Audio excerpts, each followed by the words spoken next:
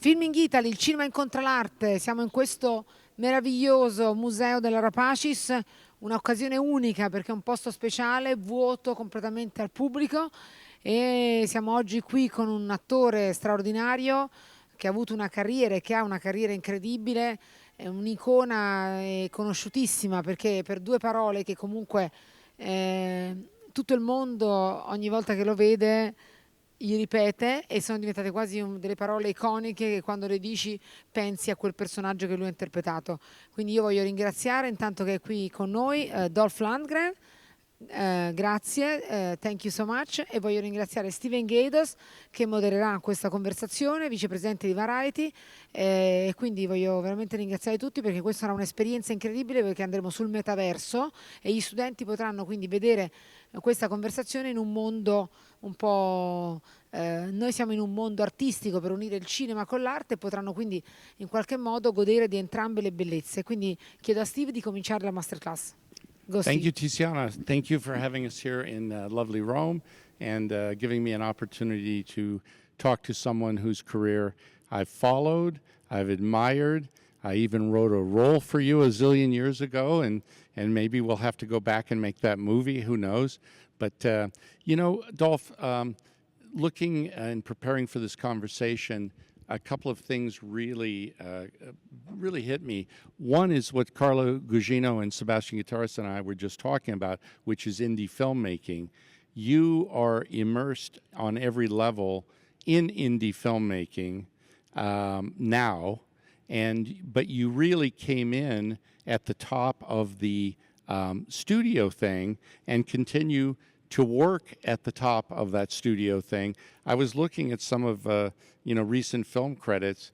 I guess you and your agent and your manager are quite aware that these movies like Aquaman and the voicing in Minions, these are films that do billions of dollars, literally billions today. You're making films that are billion-dollar films. And yet you as a filmmaker, producer, director, actor are working very steadily and with a lot of energy in the indie world. So we'll start with the idea, Drago, opened the doors for you. And what do you say to him over the course of your life? Do you say, thanks, pal? Do you credit that door opening and the ability to not be limited to that, to not just do that? Is that something that still helps you get things going? Well, it's nice to be here. First of all, nice to see you here and Tiziano, of course, to be here in beautiful Rome. I believe this is Augustus's tomb. Yes.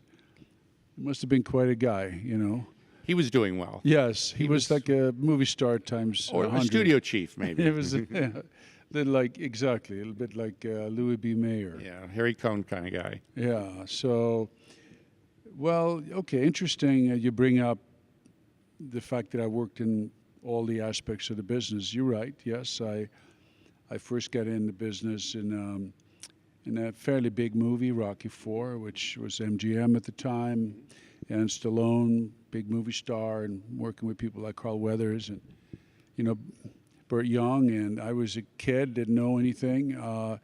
It was a great role for me. And I'm very thankful I did that role because it opened a lot of doors, So, I don't really look back and try to change things. Things happen for a reason.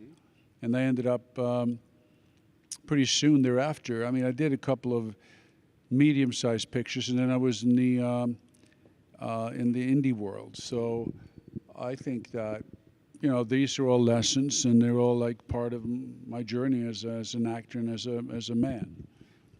A thing like Aquaman is, a big budget, big Hollywood movie, and so you're keeping, one foot in that world while you have your other foot in another world.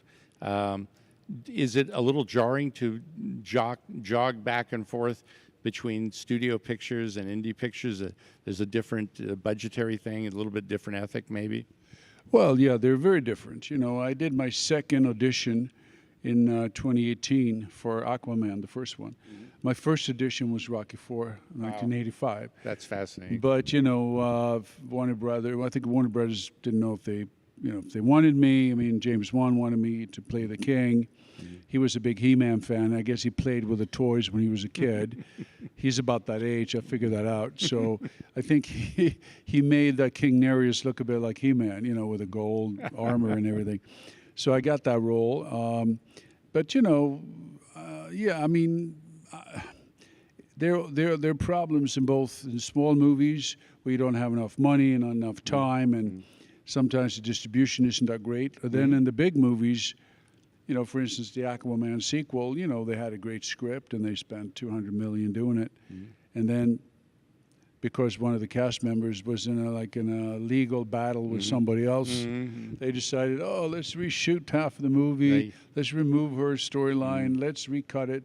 Well, obviously, it's not such a great idea. You could have figured that out, and the movie, I put a lot of work into it, and so did a bunch of other people, and it basically just didn't do very well. Like a runaway studio train. Yeah, it was crazy. I mean, there are no runaway indie movies. They just, you have a certain amount of track, and that's it. They just fade away. The indie movies, where the studio pictures blow up. Boy, they blow up big, and they roar off into the abyss. Yes.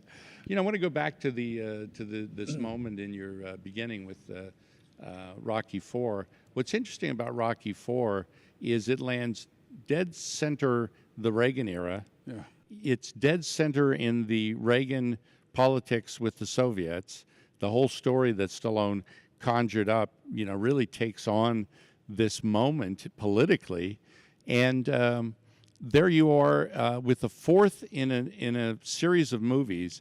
Normally there's like a diminishing returns on box office. Wound up being one of the top 5 films of the year and making an enormous amount of money. But as with our friend Bo Derek, who made 10 a few years earlier, I think that Drago and Rocky are so much bigger than just movies. Did you when you travel the world, people still are connecting you with this franchise, right? Yeah, you're right. Stallone created this, very special franchise, the Rocky franchise, and boxing. I guess it's the best, I would say, some of the best boxing scenes that have ever been shot. Yeah. And, boxing is like life. Like Sly says, you don't have to know anything about boxing to appreciate a Rocky movie because it's about life. And that's why I think, my character, his character, the Apollo Creed character, they become emblematic for a lot of people who are not just athletes, but regular people too. They become... a real life inspiration, not just entertainment. Yeah. And I think that's why, even today, and especially here in Italy, Italians love movies. They love the Rocky movies, and so it took my character to their heart too. So they're pretty famous here. Absolutely emblematic. They're cultural figures for our time. They're the stories that are people's lives. And as I was talking about these big movies that you've made in the last 5-10 years, Creed 2, I think Creed 2 did something like 200 million worldwide, and so it keeps that alive. Yeah, Creed 2 was a chance for me to revisit this character, and I didn't want to do it at first because I didn't want to ruin the reputation of the original guy, but I thought they were going to exploit the character and make him like another Russian bad guy. But they actually had a good script, a good director, and Stephen Capel, and. Yeah, I think the difference also, I think, back in those days, you couldn't wear a muscle suit. There was no CGI. You had to be that guy. You had to look that way. It. No, you couldn't fake it. So people were looking up not just to you as an actor, but perhaps, they looked up to Ivan Drago or Rocky Balboa as a fictitious character because you had to embody some real qualities, not just, you couldn't fake it, Yeah, you came from martial arts and the serious training to be there. When you played the father of the new Drago, the son, and Florian, is his name pronounced Montano? Montano, yeah. Yeah. Did you find yourself giving fatherly advice to the new Drago? Yes, I think there were two sides to that. Behind the scenes, I gave fatherly advice to the new Drago, to pace himself and, helped him a little bit with his training. And then, which was interesting, I got to play my own dad, because my dad was, a tough character who kind of, I would say, mistreated me quite a bit when I was a kid. So now I got to play him, which was kind of cathartic for me, and it made it even more, special, that performance. I had a pretty tough dad, but I'm trying to imagine at what age your tough dad realized he'd better stop being tough, because you had definitely grown from being a little boy into a fairly formidable teenager. Was there a day where the toughness lessened a little bit? Yes. I think I was about 13 or so, and he realized I was getting bigger. And, to beat up a little kid is one thing, but, a young man is a different story. So he decided to get rid of me and send me up to my grandparents in northern Sweden. So that way I got out of his life. But it turned out to save my life, actually, because I was in a bad way. I was drinking and smoking and stealing motorcycles, and I was hanging out with the wrong people. So I think that, he realized at some point that, I was going to hit back at some point. But I never did, really, because martial arts teaches you respect. And by the time I was, a fighter, he was older, and I forgave him, and I couldn't really beat him up. Yeah, so. we all got to move on. Yeah. I don't know if this is a detail lost to the history of time, but I'm wondering who styled Drago, because you had that distinctive buzz cut haircut. Oh, yeah. I'm going to assume that wasn't your haircut, but maybe it was. Yeah, what happened was Grace Jones had this buzz cut. That's right. And I was going out with Grace. Yeah. She had a buzz cut, and that was a guy, her ex-boyfriend, who was the father of her kid, a French guy, came up with that. And that was part of her show, kind of an androgynous look. Yeah. So I was a little bit inspired by that. And then I ran into this, weed-smoking Rastafarian hairdresser in Venice, California, and he had the thing called a flat topper, which was a wide comb, and you put it through your hair, and then you buzzed it off with a buzzer. So he said, "Let me try that on you, man. Come on, let's come on, buddy." And then he tried it, and it looked really cool. And then Sly saw it, so. I had it for the. He So saw Sly it. endorsed it. He endorsed it. He Yeah, wasn't thrown off it. by it. No, I had it already in the when I did the audition. I think I had it. Yeah, no, I didn't. I had a similar haircut, but I got it really super flat in the movie. Well, I want to congratulate you on something. Nobody from the 80s looks good in any of their pictures except Drago. It still looks effing cool, It's a really cool look, and it hasn't aged. It doesn't look silly, It looks great. Yeah, thanks. Yeah, well, people did not have short hair. Straight guys did not have short hair in those days. Yeah, that's right. They were wearing the long New Romantics. Yeah, thing. straight guys had long hair, Yeah. or like a shag, or Yeah. and Mullets, big mullets. But I unfortunately I ended up having a mullet too a few years later. But I was hanging out with Grace, going to a lot of gay clubs in New York, and a lot of her friends were very cutting edge. So that's why the haircut kind of worked. That's fantastic. Yeah. I want to talk to you a little about your life today and your career making indie films. I noticed that you were working with guys that you know from Expendables, the Avi Lerner gang, and Bulgaria, and they now have a studio in Thessaloniki. Craig Baumgarten is your manager. Tell me, who's kind of the nucleus of Dolph making movies today? Is there, because you made films, a lot of films with one group of filmmakers. You're making some more with, like Wanted Man, I believe, is the New Millennium guys, right? But in terms of making films today and financing them and shooting them and stuff, tell me what a typical month, year, day feels like for you. Well, it's a tough question because the ground is moving and beneath All the my time, feet, yes, and I think one really central person right now is my wife, Emma, believe it or not. You know, she's a young woman from Norway, but we met. She co-produced Wanted Man, and together we've developed a couple of projects. They're a little more mainstream. We try to go to the streamers now, maybe to some of the studios. One is a noir comedy, and one is kind of a drama, kidnapping drama. So I would say, like, I'm trying to step up a little bit, and I'm trying to spend more time to really get a great script.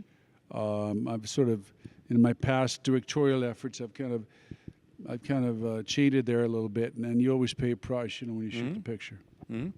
Well, you know, you said something really telling and fascinating there about how much it's changing and how quickly. You know, I made a film in 2010, and everything had changed from 2006. And it's like the world of 2006 was gone, but much to our dismay. The world of 2024 is not the world of 2018 or 2019, whether it be COVID, whether it be the rise of the streamers, whatever. So you're feeling that instead of talking about the movies that you might have made 2 or 3 years ago, it's a totally different game now.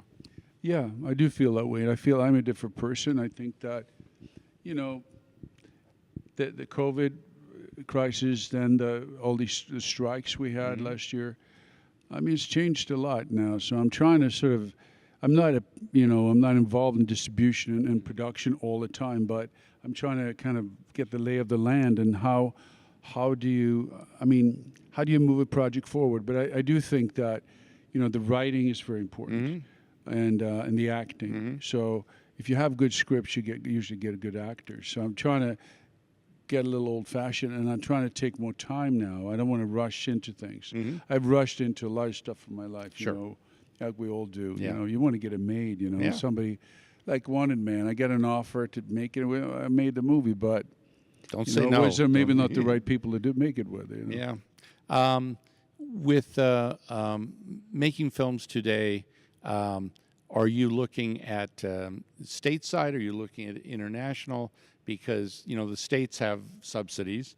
There are more substantial subsidies outside the states. Is that an aspect of planning that you look at? Well, you know, the last film I directed was in New Mexico, and it was a nightmare. I mean, you know, it's a cute state and everything, and there's a desert, and it's beautiful. Part of it takes place in Mexico, but we shot it in New Mexico, but we had a nightmare. We had to fly people in from LA, flew in 50 drivers, flew in all the actors. The tax credit was canceled out by getting, I would say, ripped off by a bunch of people in New Mexico. You know, God bless them. You know, they were smarter than me. So now we said, learn from your burns. Learn from the burn. Yeah. So we immediately said, well, you know, where would we like to make a film? And we said L.A. So then somebody pitched me a project taking place in L.A. And immediately now we try to develop it to try to maybe stay at home, sleep at home, you know, and you have great actors. You don't have to fly people in. You can replace people quickly. And there's no tax credit, but we're hoping that we can get the budget up a little bit, you know. You have to get it higher to qualify for a tax credit. Yeah, I think so, yeah. Isn't the tax credit in California, it's kind of a lottery, isn't it? I don't know how it works. We shot our film in Kentucky, and they had fresh money 4 years ago, I guess. So. Well, maybe we'll end up in Kentucky. I don't know, but I hope we end up in L.A. We shot a movie in Arkansas too, right? Yeah, shot in Arkansas. I never directed there, but I directed in New Mexico and in Bulgaria and other places too, right. Texas. But I think you're trying to serve the story. You're trying to serve to make the best film possible, and I'd rather not compromise it too much to go to some weird, hick town just because you get more money. You want to find a great piece of material that really speaks to you. Yeah, that's what I never really did that. Yeah, I never really took my time, but now I want to do it because I realize, otherwise I'll get too old. Here's a dumb question that I should have looked in my research and figured this out. Did you ever make a movie in Sweden? No, and I wasn't wrong. No, I've gotten all these, offers of different things, but nothing was ever good enough, or something that I couldn't do in America, or something goofy. I've done commercials in Sweden, but I haven't done a film. But I would love to, of course. It would be so great. Yeah, it would be great. Great. And in terms of the career and the times of being a movie maker, you started very young. Over the course of that, would you say there were mentors or people who were supportive or great teachers, people that you look back and you think, boy, they made it better for me. They really helped me through a bad patch, or they helped me navigate this whole thing. Anybody you look back on as either directors, producers, agents, managers, anyone like that? Yeah, I got a few. I obviously, the first one I'm thinking of who was in the film business was Warren Robertson. He was a famous acting coach in New York, and he was coaching Grace Jones, who was going to be in a Bond movie with Chris Walken and Roger Moore. And I kind of tagged along and watched some of the lessons, and then I did a scene. I don't know. I decided I was going to do a scene, and I did a scene from on the waterfront, and it wasn't that great, but there was something there that he saw in me, and he eventually kind of said, maybe you should think about acting, because I was already modeling a bit. And anyway, so he was a bit of a mentor, I would say. He was really supportive, and he passed away a couple of years ago in his 90s. And his student, Larry Moss, who is a big acting coach in New York now, I work with him on Aquaman, on Creed 2. He works with DiCaprio, other big Hilary Swank, and anyway, and he's Warren's student. So Larry is also a real kind of a mentor. Fantastic. Then of course Stallone has been very helpful. Not Rocky IV, then the Expendables series. Let's pause on the Sly part of Another this for Italian, a second. yeah. Well, this is a pretty enduring friendship, business relationship, creative thing, because we start in the mid-'80s and have tremendous success. And then Expendables, I remember I went to a screening early on. Nobody knew if the magic was going to happen again. And it was pretty clear that it was a lot of fun and it was going to be a big, big hit. And it was. But you and Sly, that's 30 years across. What is that friendship or relationship like? Because he was the biggest star in the world when you came into his universe. Yeah, he was the biggest star in the world. I was a Swedish kid, and I had to spar with him every afternoon at 2 p.m. And if I didn't get close enough on the punches, he got upset. And if I touched him, he said, "Do that one more time, I'll fire your ass." So, and he was going through a divorce at the time, so he was slightly, mentally, imbalanced. So we had a lot of positive, negative interaction. A bit of tension at the beginning. A bit of tension. Movie was a hit.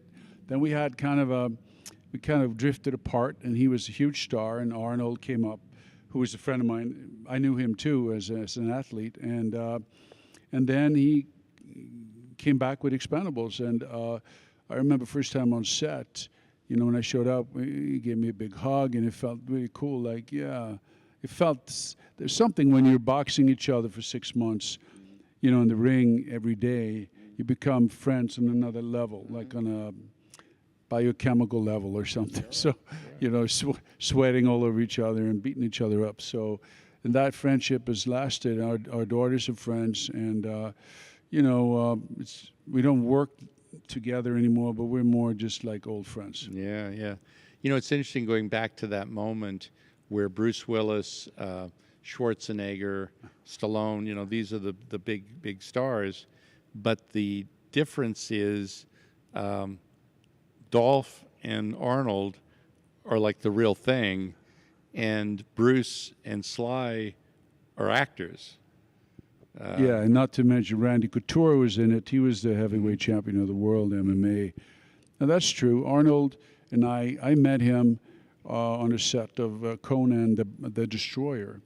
I went down with Grace, and I was a fighter at the time, and I was training with him a little bit.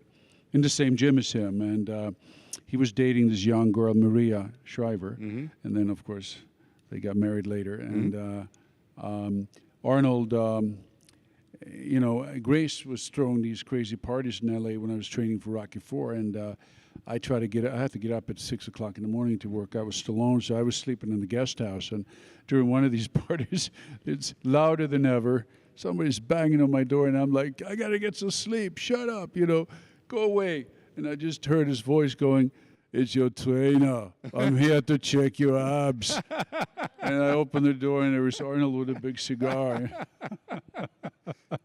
And yeah, our friendship lasted also 4 years. Yeah, amazing. There's a very funny current clip of Bill Hader telling his Arnold story and doing his Arnold impression. Oh yeah, I've seen that. You've Well, seen what where is it he says? basically the punchline is he said, "I don't know where something is," and Arnold said, "Find it. Show your leadership abilities." Your leadership capabilities. Yeah. Oh, it's Great character. What characters Sly and Arnold? I mean, they don't exist anymore. People like that. I mean, Well, that was a big moment. Are there movie maker heroes in your life, like growing up or now? Are there filmmakers and types of films? Like if somebody says, I want Dolph to tell me what movie should I look at? What has really like stirred your spirit or your imagination? What kind of movies or what kind of filmmakers do you really still to this day love? Well, I suppose the ones that everybody else likes. They're great dramatic filmmakers, like Francis Ford Coppola, or somebody who I can relate to a bit, Clint Eastwood. Eastwood's a good example too, because I think that he probably was underestimated for about 30 years. You're right. It wasn't like a week or two. It was decades before people went, I remember talking to Paul Morrissey in the 80s, who was his favorite American director. Paul Morrissey was the only guy who said Clint Eastwood at that time. He had done Sudden Impact. He said, this is a really great filmmaker. Of course, 6 years later, he made Unforgiven. Anyway, you can relate to this idea of people thinking they know who you are and not knowing it. Well, also when you play a character on the big screen, you play characters, and people, it's hard not to identify the actor with the character. Especially if you did a great job. Yeah, if you play a great, monosyllabic cowboy who kills people, then they may not think you're a real auteur. If you play a guy with a machine gun who mows people down, like I've done, beat them up and whatnot, and blow everything up, then why he can't be a director. As a matter of fact, one mentor I can mention was I was doing a movie, and I was going to star in a movie in 2003 in shooting in Romania, and the director was Sidney Fury, who did a bunch of Lady Sings the Blues, and he did a Ypres File also. Ypres File with Michael Caine, right? Yeah, and he was going to direct, and he got sick, so the producers asked him, how can we replace you? And it was 2 weeks before production, and he said, what about Dolph? And they're like, who? What are you talking about? Well, he said, well, Dolph's really good with scripts. He worked on the script with me, so they finally gave me the job, and I guess I pulled it off to some extent anyway, but it was the same thing, like you said. Sure, and he'd been directing since about 71. Yeah. So it wasn't like, they gave him a break at any point. Or, then he had hits and stuff, but they still didn't take him seriously as a filmmaker. In their mind, he was still the cowboy. The man with no name. He was smart, though, because what he did was he did the big budget pictures, and then he got Warner's to give him some money to do little edgy pictures, so he could learn his craft that way. And learned from Don Siegel. Great talking. Yes, I would love to ask, one question for the student, to Dolph, because, to give hope, and, in this difficult period that we live, the student, want to become actor, want to have the chance to dream. Yes, io voglio ringraziare il Centro Sperimentale di Cinematografia, that, they are the student that study cinema, and they try to become actor, director.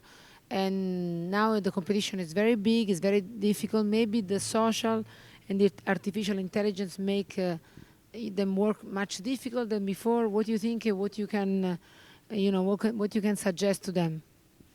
Well, hello, everybody. Look, it's a difficult question. Nobody really knows the answer. I mean, I think, like somebody said, somebody gave the advice to young actors, directors, writers, how do I become successful? And the answer was, be so good they can't ignore you. Be so good they can't ignore you. And I think that I always stuck in my head, because anybody who makes it usually are so good that people can't ignore them. And no matter whether streamers or AI or however it's set up, talent shines through. And then it's a little bit of luck, and persistence is important. But you really have to work on your craft, I mean, you do. Yes, thank you so much to Dolph Lundgren. Thank you to Steven Gaidos. I would love to thank you also, the Minister of Italian Culture that give the possibility to stay in this amazing place empty. I would love to thank you also the Comune di Roma. I would love to thank the Region Lazio, all the institutions that, really help to make this happen. Thank you so much. Il cinema incontra l'arte. Thank you.